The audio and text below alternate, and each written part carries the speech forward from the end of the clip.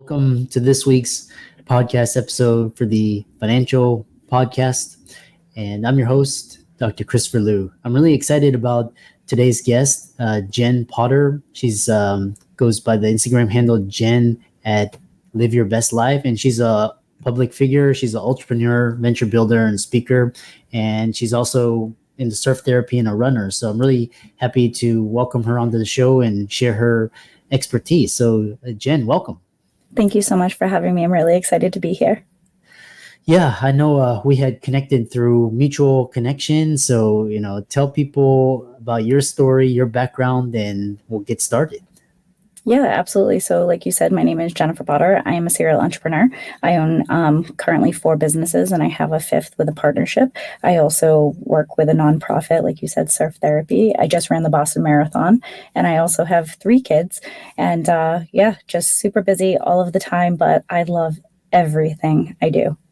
Yeah, and I love that. And so, kind of one of the tenets on the podcast is, this idea of freedom. So financial, time, health, location, emotional. And so you have embodiment of all of those and kind of tell people about, your philosophy, how you got started, how you live your life, mindsets, and we'll get into the work that you do with your clients.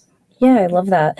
I finally got to the point in my life, and it was a little bit before I turned 40, that I realized that I was burning out very quickly, that I wasn't being efficient with my time, that I wanted to do all of these different things, but I didn't know how to do all of them. And so I started my second business, but the first of the 4 that I currently have. I started an inspirational apparel company because I wanted to teach myself how to run a business. And once I got that off the ground, I realized for me, it came very easily. I really, really loved inspiring and uplifting people. I made a decent amount of money off of the t-shirt company that I invested in myself. I then started a professional babysitting and nannying agency called Mamas and Babysitters, and that launched right before the pandemic. And we were definitely needed at that time. I didn't think my nannying services were going to kick off right away, but 3 months into the business, that was our biggest thing was, placing nannies with families who needed them for frontline workers. Through there, a lot of people needed to have their house cleaned. And so we offered cleaning services through our babysitting company, but we realized that so many people were asking that weren't current clients. So I started a cleaning company. And for myself included, right? I have 3 kids. I needed a babysitter. So I started a babysitting company. I needed my house cleaned. I started a house cleaning company. And then once I decided that, I really love doing all of those things, my passion lied in helping other people start businesses. So I launched a consulting company, and my consulting company is it's what means the most to me because it allows me to really teach other people the skill sets of being able to run a business. I mean, I think entrepreneurship comes natural, but it can also be taught. So I think that, teaching people those basic skills helps them to run a business. But then at the same time, I had to teach people how to, manage their time because a lot of people tend to, be all over the place, think that in order to start a business, you have to work 24/7. Well, you do have to work a lot at first. You don't have to work 24/7 to be efficient. So I actually all over the country teach scheduling and time management, how to do all of the things that I do and still have free time. So that's probably one of my favorite things. But if you asked me 5 years ago if I would teach that, I'd probably laugh in your face because I was that person who was all over the place. But once I realized how to really manage my time and be more efficient, delegate a lot of my responsibilities, I'm making more passive income. I'm able to help other people grow their businesses and be able to live the life that makes me truly happy. Yeah. So well said. And so, kind of describe what you're doing with clients now, how you're helping them. A lot of the audience on the podcast are female executives, entrepreneurs looking to create side income streams, businesses, maybe jump the full leap into entrepreneurship. So And that's my favorite. So when I first started, I would tell everybody, I want to work with someone who's like me, which is still true. But at the same time, I kind of had this broad overview. I'm like, I want to help anybody who wants to start a business, who has that brain that's all over the place, right? I have severe ADHD, if you couldn't tell. But for me, it wasn't just that. I started noticing that the people that I had the most effect on were women of my age, between the ages of 35 and 55, who were going through burnout, who realized that they weren't living the life that made them happy. They see me post and they're like, you seem happy all the time. I'm like, because I had to change my life. I was a financial analyst before I started all of these businesses and I really loved it so much, but it wasn't what brought me joy. I loved doing numbers, but I felt like I was building an empire for somebody else. And so for me, it was really important to, do the things that made me happy at that point in time. And then now I'm able to inspire and help other people do that the same, both whether it's someone who doesn't have a business, who they're an executive and they want to make a change, or they, like you said, they want a side hustle, they want a side business because that makes them happy. I work with all different types of clients. So whether it's someone who runs, a big multi-million-dollar business, or someone who has this dream of starting an Etsy shop. So I love that all my clients are so different. Yeah, I love that. So kind of describe this path when you, because you have several things. You've got a podcast, you've got a mastermind. Looks like you're a speaker as well, and just checking out your social media channels. You're quite active. What is kind of describe this area of the influencer? What's the most important skill to have? The most important skill, I think, to be authentic, and I know that word gets thrown around all the time, but what you see is what you get. So the person I am with you and the person I am with, my family, or, anybody in between, I'm never not the same. So I'm always the same person, no matter where I go. And, for some people it seemed a little bit much when I was growing up because I was always that person. But now, a lot of people come to me and they're like, I genuinely like you because everything that you say it's real.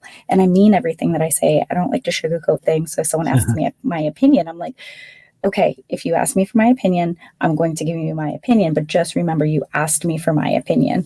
So, and it's just an opinion, right? But same, I love feedback. I love feedback. It could be positive or negative. If someone gives me negative feedback, I'm like, oh, cool. Like, what can I do to better myself or better my businesses? And so it's through all of that type of correspondence that I feel like what truly makes me. And I believe in it. I also don't believe in competition, which is funny because I run a lot of competitive sports, but I tell everybody that everything that I do, I do these competitive things, but I'm more like a recreational athlete. So like I got the same medal that the person who crossed the Boston Marathon first got. We both got the same medal. I mean, our times were completely different, but everything that I do, I'm still accomplishing the same thing. It just takes me a little bit longer to get there. Yeah, I love that. And transitioning into this idea of, we'll get into the idea of sports and recreation and athletics, but what's a venture builder? I'm quite interested in how you describe that. Yeah, that's a great question. So that was a term that a capital investor actually, gave me like 2 years ago because I didn't know what it was. I was like, I want to help other people in business, but I don't have money. He's like, that's called a venture builder. And so a venture builder is like a poor man's, venture capitalist. And I wouldn't say poor man. It's everything that we do is sweat equity. So when we give our information or we partner with somebody, yes, there's money involved, but it's not to the point that, a venture capitalist would turn around and they'd hire somebody like as a consultant or something like that. I'm the person who does like the legwork, connects all the people. And typically when I partner with a business, so I go into partnerships and I typically have like a write out plan. So within a certain period of time, I'll be written out of the business. So they'll go and they'll own it on their own, but it will give them the opportunity to kind of have access to things that they wouldn't necessarily have because a bank won't give them, a $10,000 loan, or they won't, it's hard to get the training or the things that they need to start a business. They have this really great idea, but they have no idea what they're doing. And for me, business is really simple. Like I kind of tell everyone the backbones are all the same, just the business is different. So if you can see that every business is the same, but the product is different, it makes sense in my brain. So I love teaching people those skill sets and kind of giving them those things because to me, it's something that comes easy, right? Like, you have your PhD. That's probably something that came very easy to you. And, there are other people that will never achieve that because it might not be something that comes easy. And so I realized what my skill set was. And I also think personal skills, I think really helps me with the venture building because I'm able to connect with them on a personal level. I've always wanted to be a venture capitalist. I don't come from money. So I've had to kind of earn it all on my own. So my goal someday is to own a, venture capitalist firm and be able to invest in people who don't necessarily have that opportunity. It's so well spoken, and I love this. It kind of reminds me of this idea of the serial entrepreneur, and just kind of build, like you love to build, you love to create. Could be through networking, partnerships, and so kind of as you this analogy between sports and a lot of the entrepreneurs that I've talked to are, all of them have been involved in some movement, some athletics, and, so many benefits. So kind of talk about the idea of athletics and how you use that as an entrepreneur. Absolutely. So it's funny because, other people actually make the connection between the two, that, a lot of people who are serial entrepreneurs, I think a lot of it has to do with, this go mentality. For me, like, it's an outlet. So like when I work out or when I go running, I'm in my own head. I get to listen to podcasts. It's kind of weird. I would have never thought that I'd listen to a podcast when I go running, but now it's like that's kind of what I listen to, because some runs are really long. And so for me, I'm able to like be in my head. I can be creative. I can, think about different things, but it just, I don't know. There's something about it. I've always been an athlete, but again, never like a, top of the line athlete. I've always been someone who just, when someone tells you you can't do something, I want to prove to them that no matter what it is, I can do it. You may or may not know this. I have a heart condition. I was diagnosed with it about 11 years ago this month. And 11 years ago this month. And I was told that I would never run a marathon again. And it was the year after I ran my first Boston Marathon. And, when I got that diagnosis, I went and found another doctor. And I went up to Boston and I was like, okay, listen, I want to go back to being an athlete. And the doctor's like, well, I don't know if that's going to be possible. Maybe there's other things that you can do.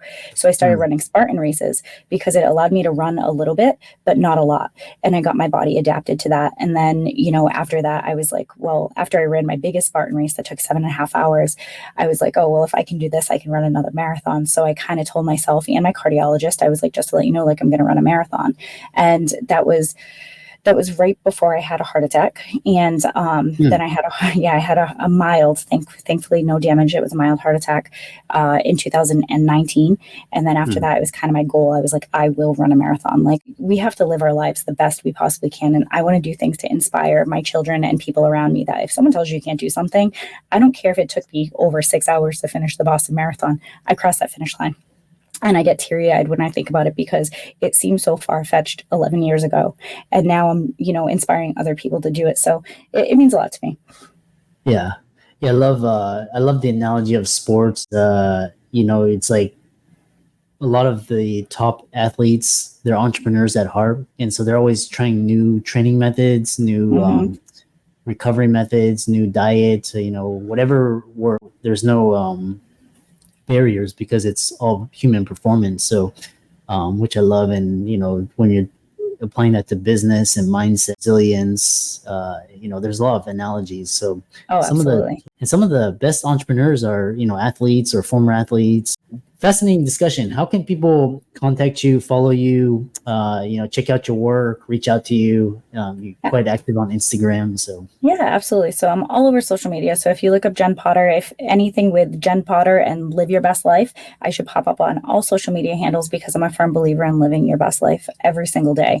And every day is never promised. So that's something that means a lot to me. Shoot me an email, jen@epic47.com. Just reach out. I love having conversations with people. And for all the audience out there listening, Jenn, for coming onto the show, inspiring story, a lot of parallel about entrepreneurship, business, fitness, personal development. And with that, thanks so much for coming onto the podcast. Yes, thank you so much for having me. I appreciate it.